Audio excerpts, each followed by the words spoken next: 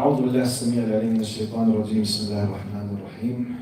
اللهم لك الحمد حمدا كثيرا طيبا عظيما جليلا مباركا من السماوات والأرض من كل شيء بعد. اللهم اجعل جمعنا هذا جمعا مرحوما واجعل التفرق بعده تفرقا معصوما ولا تدع فينا شقيا ولا محروما. In the name of Allah subhanahu wa ta'ala, the most compassionate, the most merciful, all praise and thanks are due to him, and peace and blessings be upon his beloved Prophet Muhammad sallallahu alayhi wa sallam. He who is guided by the will of Allah, no one can misguide him, and he who is misguided, no one can guide him except Allah subhanahu wa ta'ala. It's just a very light, quick messages, some hints about how can we achieve a happy marriage. Just simple marriage, it's a big issue. Now, inshallah, with the blessings of Allah subhanahu wa ta'ala, let me send the following messages. Now, the perspective. The first step to have a happy marriage, inshallah, is how do we view the institution of marriage? How do we look at it? What do I mean by that? Let me compare between what we call about materialistic, secular, liberal perspective versus Islamic. Now, in the liberal world, marriage basically could be a relation between two to enjoy their life. On top of it, the sexual life. One of the main drives, which is part of the human need, yes. In Islam, sexual need or life is one of the marginal aims that need to be achieved. We have a much, much, much bigger perspective towards the institution of marriage. Because marriage is one of the most important elements to fulfill the will of Allah in our existence in this life. This is the first message. What do I mean by that? When Allah addressed the malaika, the angels, about that He is about to create a new creation, قال إني جاعل في الأرض خليفة. I will put on earth a successive authority.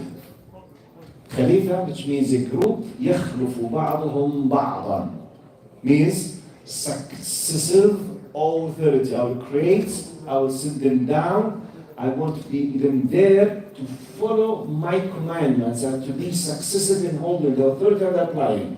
Right. How the reproduction and the application of istikhlaf will happen through the marriage. As if I'm not exaggerating, marriage is the only legal way to fulfill the biggest aim of our existence. What? Yes, marriage is directly related to the concept of istikhlaf. Because without marriage, there is no istikhlaf. Yes. يعني السوق اللي بره ده لازم يقف. ان شاء الله. بس احنا على الهواء طبعا. ايه؟ احنا على الهواء. انا على الهواء. في مشكلة؟ لا مش على الهواء. انا على الهواء يعني بس صوتك راح يطلع المشكلة احنا بث. جزاك الله خير سامحنا. تحب انا احكي شيء؟ يعني انا عاوز الشباب كلهم دول يروحوا الاكستنشن. السلام عليكم ورحمة الله. السلام عليكم ورحمة الله. بلاغ من الإدارة العامة. بلاغ من الإدارة العامة. لو سمحتم الشباب الصغار جميعا إلى الإكستنشن. السلام عليكم. Please, youth, please go to the extension. Please leave the main hall and go to the extension now if you please. جزاكم الله خيرا. I think this is enough. Right, let's go to happy marriage. So the first message, to be in a happy marriage, whether you are about to start, inshallah, a new life, or you are married since few years or since long time, no problem to review, no problem to fix, no problem to have a new start, no problem at all. But the idea, are you aware that marriage is not just living with your spouse to enjoy emotional and sexual life? No, it's not. Actually, my understanding for the sexual need or desire or appetite, call it whatever you want, it's created by Allah as a drive to fulfill the purpose. Because if we don't have this urge and need for sexual need and emotional need, if we don't have it, maybe none of us will think about marriage. Because try to imagine, if there is no sexual drive, no appetite, no emotional need, if they do not exist, just try to imagine that you are able to let them be deleted from the equation. What will stay in marriage? Responsibilities, duties, work, bills, burdens. Logically, none of us will think about marriage. Logically. But why should I? That's why Allah subhanahu wa ta'ala, sometimes you understand that I need the perspective to understand the exact value of each thing in this equation. This is the big difference between liberalism and Islam. In liberalism, my desire, my feelings, my sexual need is the priority. That's why I can't stay in one marriage or even one girlfriend. I can't. Because my ultimate goal is to satisfy my sexual need. In Islam, not my ultimate goal to satisfy. It is part of the legal halal things to be satisfied. But we don't build the concept of it. The what if, because this is the difference. So let's start with this. Now, a happy marriage, let's review. Am I looking to institute of marriage with this, yes or no? Number one. Number two. To have a happy marriage, you need to think about the end result and consequences of the ajr of thawab of having a family. What? Yes. As a Muslim, you are a human being. You share humanity with ups and downs, and you share other humans with difficulties and challenges. Financial difficulties, raising up the children, paying the bills, being sick. You know, ups and downs, you have challenges. Right. Let's picture the following possibility. You have difficulties, you are not able to bring enough money, or you have very difficult, tough 2 kids, 3, 4, 5, whatever you are facing. Now, how you will be bringing the patience, the sabr, to keep controlling yourself not to be a bad father, or not to react badly, or not to hurt, or to have sympathy, empathy, and patience, and not simply to say, I don't care, not to leave the family, or not to kick out your kids in the street. Where will you bring this power from? By the way, all the examples, I know people, I sat with people, I read about people, I saw people. They were simply, okay, tell me about your life simply. My father left us and disappeared. What? Yes, he just felt, I don't want to have responsibility. He just disappeared from our life. What? In Islam, this is haram. But how I will bring this to have the patience, and therefore I will bring the minimum of happiness. The concept of ajr and thawab and the akhirah, which does not exist in non-believing system or atheist system or liberal system. I mean, because why should I be patient? Question, why? If I have, okay, I was hoping to have a very nice family with excellent, beautiful 5 kids. For whatever reason, I have very tough, rude kids. Like, patience. The question, why should I? This is here comes. Why should I? Why? Logically, anyone, if someone does not fear Allah, he might say, I quote, let them go to hell. I don't care. Does this happen in this world or not? Yes. They are thrown in the street. Or he himself disappears. What will let me acquire this power of patience? The concept of faith, and I will be rewarded as a father, in addition to the fact that I am the reason of their existence and I'm holding responsibility before Allah, and Allah told me, قُوا أَنفُسَكُمْ وَأَهْلِكُمْ نَارًا وَقُودُهَا النَّاسُ وَالْحِجَارَةُ. The minimum sympathy of love for those whom I was the reason behind their existence, they will go to the hellfire. Simply, I can't say, let them go to hell. But go to hell, what? This is your son. So in Islam, okay, what I will be having in return? Jannah. What? Yes, Jannah. I mean, the whole idea, I mean, basically, by the way, if you ask yourself, why you are controlling yourself not drinking alcohol, for example? Why you don't have girlfriends? Ask yourself. Why you don't enjoy your sexual appetite by porno sites? Logical question. Why not? Because that's haram. طيب. So what? I don't want to be sinful. So what? I want to go to the Jannah. If these things do not exist in our system, why not to enjoy? Logical question. Why not? Are you with me? So the same thing is applicable. Why not to go and feel free with riba? Go, enjoy yourself, have 5 houses, 6 houses, 7 houses. Cheat, lie, give a bribe, do it, enjoy it. Have fancy cars, go and buy Ferrari. Have a nice 10 villas in the election. Why not? Why not? Because it's haram. Who decided? Allah. If I stop myself, what shall I ajr? Why? Because I believe in the hereafter and I believe in eternal life. The same thing is applicable on marriage. Same thing. No one can claim that there is a pure angelic 24/7 happy marriage. Even Muhammad sallallahu alaihi wasallam, in his house with his wife, used to have differences and debates. So this is 2 main concepts to start with. Now we can keep counting up to the Fajr. I give these 2 concept philosophies very quickly, then I will give you some quick examples about how Muhammad sallallahu used to live and make quick analogy. Now, I will the story that I mentioned the other day here in the Khadra. Let's recall it now in case some of you.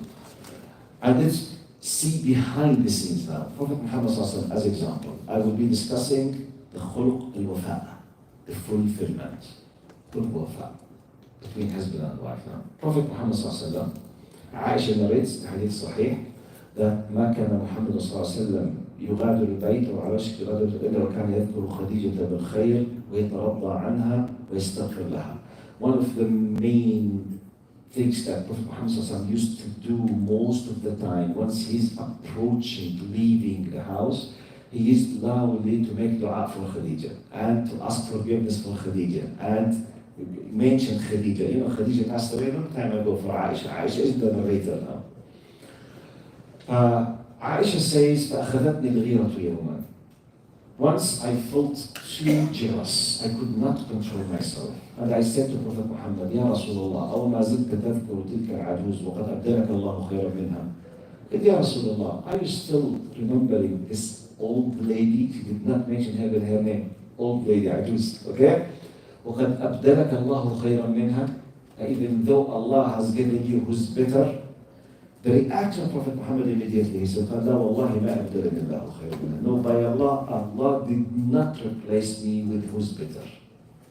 She was the best. Then he mentioned, this is my point, he mentioned 4 characteristics, practical action of what Khadija used to do. We want to take a lesson of fulfillment, wafa, which means it's not a theory about happy marriage. قال آمنت بي حين كفر الناس. She believed in me when people committed kufr and rejected me. صدقتني حين كذبني الناس. She believed in what I'm saying when they accused me of being a liar. قال ووستني بمالها. She supported me with her money because Khadija was rich. رضي الله عنها. Actually, you know, the way how she came to know Muhammad sallallahu alaihi wasallam before Islam 15 years ago, that she used to do trade with her money. And she was astonished when someone, told her, why not to put your money with the young man Muhammad to do it. And he came with a lot of profits. They used to steal her all the time. So this is how it comes. So she used to have money, رضي الله عنها. قال ووستني بمالها. She used to always support me. قال ورزقني الله منها الولد. Allah gave me, the offspring from her. رقية وزينب رضي الله عنها وأم كلثوم وفاطمة رضي الله عنهم أجمعين والقاسم. Now, the first passage we see about al-wafa, khuluq al-wafa, the fulfillment, comes not as a philosophy. It's a mutual, I'm talking about wafa between 2 of them. So, one of the beautiful, good, nice things that when we talk about love in marriage, I believe in the following theory. Love starts by marriage. What? Love starts by marriage. There is no love before marriage, by the way. I follow the theory that who says that there is real love before marriage. I believe that he's lying. You know what I mean? Talk about real love now. Before marriage, you admire, you feel attracted, okay? You thought this is something nice. You liked one of the characteristics, the real deep love. You are ready to sacrifice. You feel happy. You don't think about consequences. You are ready to pay your time and your money and your efforts. Comes after marriage. After what? After the ta'ayush. After the coexistence and facing together ups, downs, and we sacrifice for each other. We build the tree of love. That's why 99.9% of what we see in the drama, in the cinema, starting from Hollywood, ending by Bollywood in India, and between them, Turkish drama, Egyptian drama, and Syrian drama, and all other kind of drama. All of them, they are talking about fake realities. There's no love before marriage. It's the love of the cinema, that's it. The real love, شجرة تبتلد بالزواج. It's a tree. The first seeds will be planted by marriage. You know why I'm saying this? Because people just say, Sheikh, I'm not happy in my marriage because I loved her and I thought, no, you didn't love her. You thought you loved her. Real love comes after marriage. What? So I did not lose the opportunity? No. Still, you are in it. Build it now.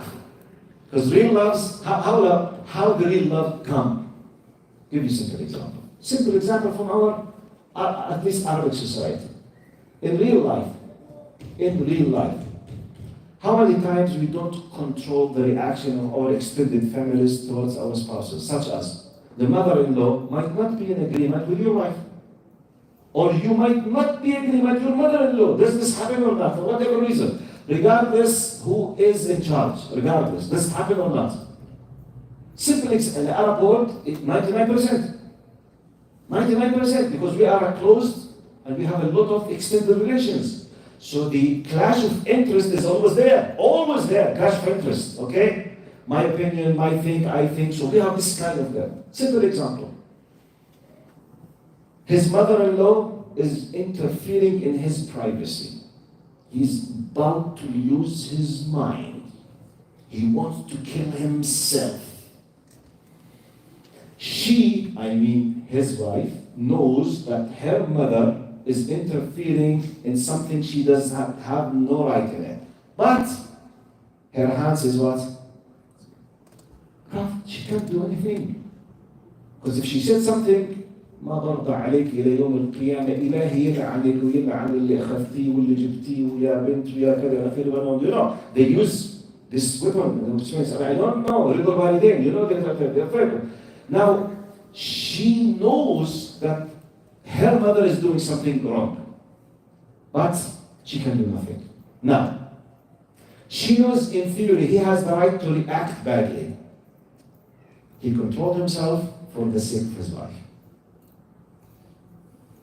This is one of the seeds of plantation for real love. She will appreciate this more than 10 big gifts of gold. Wallahi. Here comes the gold. Or the opposite now. Completely the opposite now. His mother, as example, is a very tough person. For whatever reason, she interferes in her privacy. She keeps nagging, destroying, doing something like whatever. In theory, she has the right to reply. She has the right to defend herself. She knows that he can't do nothing, because one word from him might be disobedience. And maybe the mother will be very angry and she will disconnect the relationship. A disaster will happen and everyone will know as if he's a criminal. But he is in a very difficult situation. Real love will start when he knows that his wife completely abandoned her rights and she respected the mother even though the mother deserves to be replied to. because she respects her husband. By this, we put another seed of love. I'm talking about real love. Real love is not a philosophy. Real love is not a feelings. Real love comes after practical actions by coexistence. So if we fix this possible misconception, we can start having, inshallah, a true, happy marriage. Right. Give another example and I will finish, because I told you it's just a very light dars. It's just to seek the barakah, inshallah, of Ramadan, to go and prepare yourself for the Qiyam. Quick advices. If love is lost for whatever, as a feeling, is lost for whatever reason, the bottom line that you have to take care is respect. Be careful. You as a man or you as a woman, if the sisters are listening to us. Who said that love is the only motive for the existence of the family? The bottom line that we can breathe with is respect, not love. This is another misconception. We don't love each other, therefore we have to break the family. No, be careful. We have a big reason behind that. We have the akhirah, we have kids, we have something. Have you lost respect? If not, still you can live. What? Yes. When you have emotional, beautiful, romantic love, you are in a movie film. Nice. You are in the top, which is nice, good, best. But what if, for whatever reason, I could not, she could not, he could not, they could not? Do you have respect? Yes. The family can go. What? Yes. You can live and both of you can go to the Jannah. But I don't love her.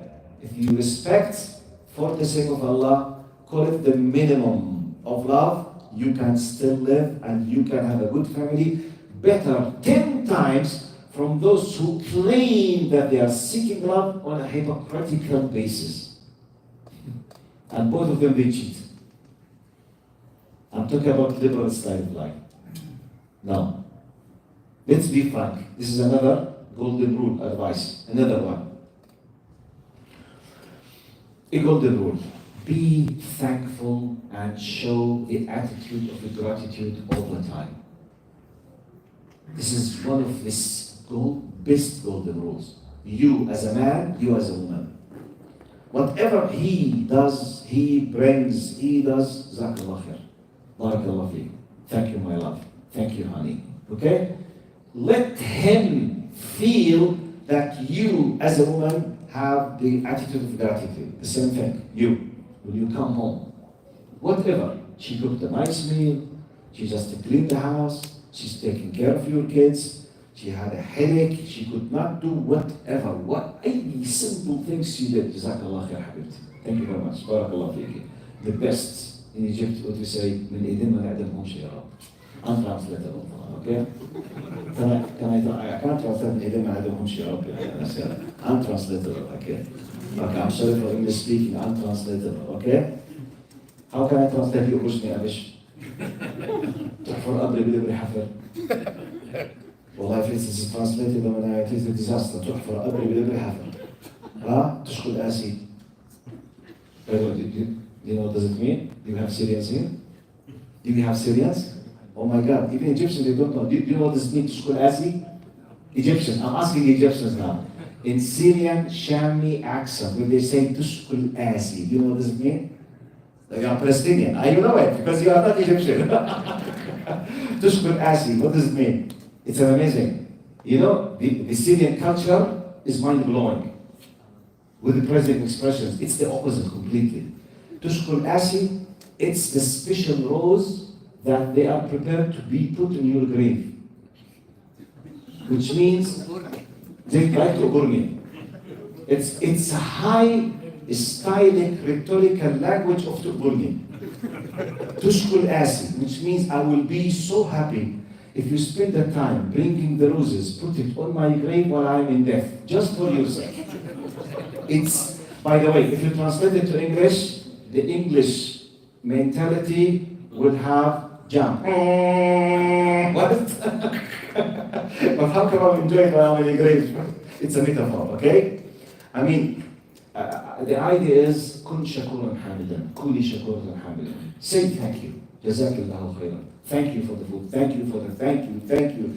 The word thank you, جزاك الله خير, بارك الله فيك, بارك الله فيك, is one of the golden secrets that brings love. One of the other golden things. Close an eye on every simple silly things. One of the greatest expression in Egyptian accent, you know what is it? عديها بقى يا شيخ. ما تدقش. وفي رواية ما تدقش بقى يا شيخ. عديها بقى. مشي. عديها. I mean, don't start with every single thing. No. But you have to set priorities. Some certain things really make a trouble because they are priorities. Other things, close your eye as if nothing happened. Punish, yes. Yes, punish. عديها, ما تدقش. You know, we have many expressions. Just let it go. Let it go. And by the way, if you apply this attitude in general at home, especially this attitude in specific from the man to the woman, because generally men, they face a big trouble that they are sinking in the details of the kids. And every time and then, ابنك عمل, بنتك عمل, ابنك حكى, بابا مزع لي شغلي, أخذ لي مخيطي, أخذ لي مسطرتي. All the time, you know, it's a fighting. So now, if every time someone is complaining, you became a big deal in your reaction, you yourself, you will lose your nerves, you will lose respect, you will lose love, you will destroy everything in the family. You need simply to let it go in many things. Don't make it big. I'm giving rules, okay? You apply it in the way. Now, the final one. As I told you, just it's a quick challenge. 2 minutes, I will finish. One of my best examples that I derive lessons from the strategy. The example, not directly I will use it, I will take from the strategy. Prophet Muhammad ﷺ, it's one of my favorites. I will finish with it, inshallah. Prophet Muhammad ﷺ once came to Safiya radiallahu anha. Safiya, for those who do not know, Safiya is one of Ummahat al-Mu'minin. She is one of the wives of Prophet Muhammad ﷺ. However, Safiya is the daughter of Huyay ibn Akhtar. She used to be a Jew. Then she converted to Islam. Then she became the wife of Prophet Muhammad ﷺ. But before that, she's a Jewish and the daughter of one of the great leaders and rabbis of the Jewish community of Bani Qaynuqa, Huyay ibn Akhtar. Okay? Now, many people do not know that Huyay ibn Akhtar, he is from descendant of Harun alayhi salam. So the great grandfather of Safiya is Harun. Her uncle is Musa alayhi salam. Look to this incident now. Prophet Muhammad ﷺ came to the house of Safiya. He found her crying. What happened to Safiya? He realized that prior to his coming, some kind of clash of interest or touches between her and some of the wives of Prophet Muhammad. The hadith did not tell us who's he. Some of other hadith, they say it might be Aisha. Regardless, one or some of the wives, you know, this kind of quarrel, you said, I said, you did, I did, whatever. So one of them, she said to her, you are the daughter of a Jewish. Which means, you know, they tried just to help her. As this kind of competing between the wives. So she felt, you know, as if they are insulting her. So she started crying. Just started crying. Prophet Muhammad ﷺ tried to picture this as an Arab now.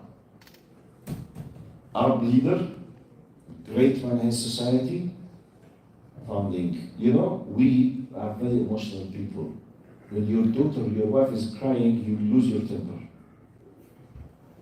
You go on hits, you scream, you use your power. In many cases, this happens. So Prophet Muhammad ﷺ knew that such and such did such and such, and she's crying now. And she felt some kind of injustice treatment.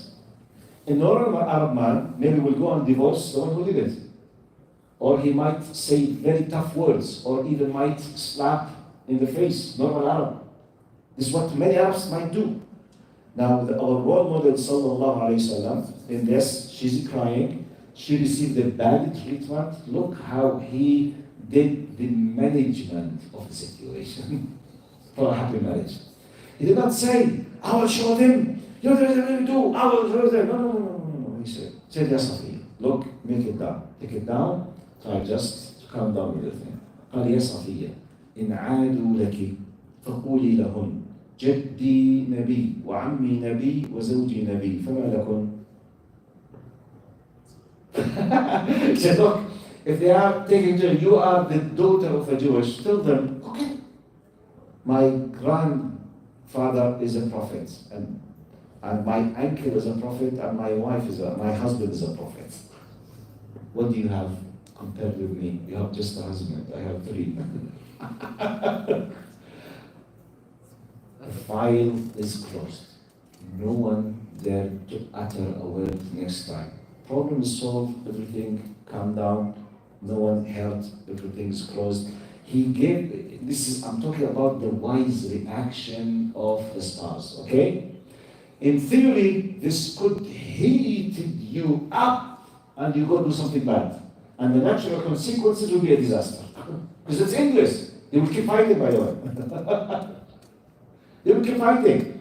The same thing is applicable on your kids.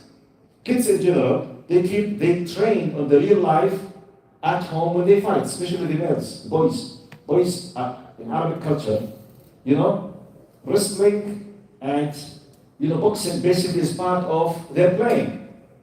At any time, any one of them could hurt the other. Coming to you crying, you can make it a disaster, and you can just hug them and speak with them, respect your brother. At the end, you will take care of him, be careful, don't hit him. Next time at the street, I depend on you. You are the man in the family. You will take home, Habibi, inta mashallah alayk. I depend on you. I'm sorry, father. Go and hug your brother and say sorry for that. It's your job. By this, you will have a happy life. Alright, who is the core center of solving all of this? Mr. Father, Mr. Husband. That's why Allah gave us the Qiyamah. What? You know what's the Qiyamah? Leadership. What's the Qiyamah? You are in charge. You have upper hand in some certain things, yes, but holding responsibilities and you are in charge. So as if the master key is in your hand. It starts from you. If you take this decision, 90% will be controlled next. If you left this key or throw it or misuse it, everything, the consequence will be bad. That's Allah subhanahu wa ta'ala to help all of us to have a happy marriage. It's just like a good taste for a happy marriage, inshallah. And I hope you will not think just to have another marriage. I'm just talking about this marriage, okay? Inshallah. Jazakallah. Barakallahu feekum. Assalamu alaikum wa rahmatullahi wa barakatuh.